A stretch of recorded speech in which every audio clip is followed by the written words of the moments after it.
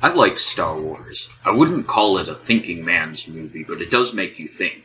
Star Wars has a lot of interesting things, mixing many things that usually don't go together, like fantasy and sci-fi or swords and guns. And they were one of the first stories to have swords that didn't take place in ancient-styled settings. And the swords were modernized. Instead of being made of metal, they were made of lasers. I'll be talking about the prequel trilogy. I didn't like the prequel trilogy, but I think that behind the poorly written story and the goofy bits with Jar Jar Binks and all the pod racing, there was actually some pretty interesting themes. But firstly, the original trilogy. I don't like the light side of the Force or its philosophy. It reeks of a turn-the-other-cheek philosophy. One that teaches you to be a pushover. It teaches you to bury your feelings. It teaches you total detachment from your loved ones. But there are still some valuable lessons. These movies talk about not making the same mistake as your family members and not falling victim to anger, which can destroy you. What is interesting is the name of the character, Luke Skywalker. I don't think it's a coincidence that Luke's first name is similar to George Lucas's last name. George has a figure he idolizes, his father, who was a pilot, one of the best in the galaxy, but his Uncle Owen forbids him to become a pilot. He wants Luke to not become great or follow his dreams. He wants him to stay at home. Luke must rebel against this parental figure. The next part of the story probably wasn't planned, but Luke finds out Darth Vader is his father. His father, Anakin, whom he idolized, had turned to the dark side, and Luke doesn't want to become like him. Luke struggles with anger and a lack of self-control. He sees himself going down the same path as his father, even becoming part machine when his hand is cut off and it must be replaced with a prosthetic. In the end, Darth Vader sacrifices himself to save his son from the Emperor, even though in the story he is redeemed with the light side of the Force. Some people may mention that this is a decision made out of attachment and doesn't match the light side of the Force. I agree. And his last actions don't make up for all of his horrific crimes, but I think that what's important in the story is not the fact that that Darth Vader redeemed himself for his actions, but that he redeemed himself in the eyes of his son, and that Luke didn't fall trapped to the dark side. I can understand Luke's struggle. As someone who conflicted with my parents, even when I hated them, I still cared about them, and these were extreme conflicts too. Obviously, some people have parents who do things to them too horrible to forgive, but luckily that me and my parents have mostly gotten along. In the prequel trilogy, it was trying to show how Anakin never had control over his destiny. His whole life he was a slave, and the Jedi started telling him what to do. Then he got burned up and became the servant of Darth Sidious.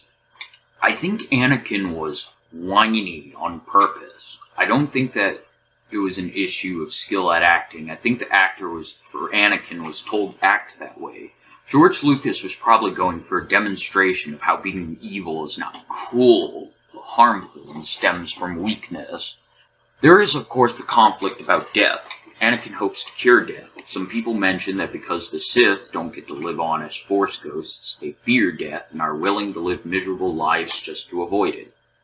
But I agree with the Sith and their mentality, if that's what it is. A miserable life is better than dying. You should do what it takes to preserve your life. Being unafraid of death is stupid. So is a millennia of brainwashing about how death gives meaning to life. I don't know what it's like being in, say, a concentration camp, but many people in concentration camps wanted to survive so they could live on later. Some people probably committed suicide. And maybe if I were in that circumstance, that's what I'd do. But this is not a good course of action. People should not be committing suicide, and this shouldn't be encouraged. And I hate how the Sith can't become Force ghosts. So if you use the version of the Force that George Lucas disagrees with, you don't have an afterlife, apparently. I do agree that the afterlife should be different for light and dark side users. The dark side user as as a Force ghost might be miserable due to the dark emotions they surrounded themselves with in life. I think in a lot of stories, Sith became ghosts because of all the raw power coursing through their body, and they became energy. Jedi use less powerful but more efficient life-giving energy, whereas Sith use raw power, which causes them to crumble and experience Force corruption. In the prequel trilogy, the Jedi have archaic rules that you cannot fall in love, and they get children as soon as they are born and brainwash them. The Jedi are taught not to care when they lose their loved ones, and the light side of the Force becomes way more disgusting as it is fleshed out in the prequel trilogy. People hate the concept of midichlorians. I like them. Some people point out that they were a lazy plot device to show how powerful Anakin was, and they're right. But they are symbiotic beings who live inside of you and produce the Force. It's a good mix of mystical concepts such as the Force. It's a good mix of that with science.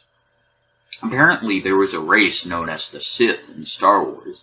They were an entire species with a predisposition towards the dark side, who had such harsh class divisions that they became different subspecies. When invaded by the Dark Jedi, they mixed, and their descendants became the group named the Sith. Apparently many Sith have Sith blood in them, and although it is too little to do anything, the Sith like to brag about it and call themselves pure-blooded, and they use this useless bragging right to validate their own self-worth. If I were a Jedi, I'd probably be a Grey Jedi. But not only would I believe in passion, I'd believe in mixing good and evil. People may ask why you would want to do that. Well, you see, I think that overall we should be good, but sometimes we need to be mean and selfish.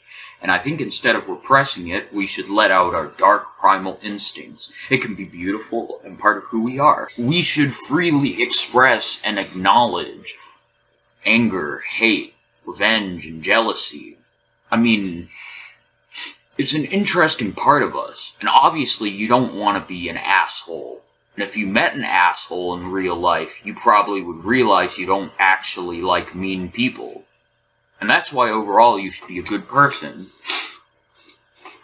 Now for the new trilogy. The new trilogy is way too similar to the original one, and they seem to explore no new ground. They seem to be way too happy just doing what the old trilogy did. The story's nearly exactly the same. It seems like a piece-by-piece copy, and they don't want to explore any of the new possible stories in Star Wars. But it's still fun.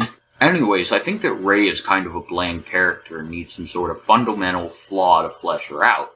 Kind of like Luke and his impulsivity and anger. Kylo Ren is a fun character in that he acts like an angsty teenager even though he's 30. He idolizes Darth Vader and wears dark clothes, always talking about the pain inside. Maybe this alienates him to adult audiences, but I kind of get it. He's like his grandfather Anakin, except he's written correctly. Perhaps Rey being too flawed might make her not a role model to children, but I think that if she has a major character flaw that is relatable and she overcomes it, that makes her an even better role model.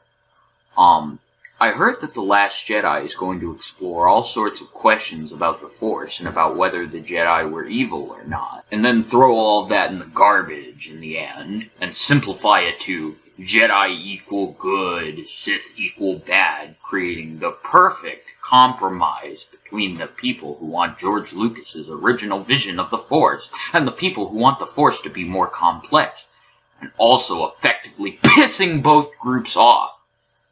You just can't please everyone. Anyways, I really liked Star Wars. It's a very intriguing collection of stories, mixes things that usually are not put together, and inspired many people to create a mythology about it.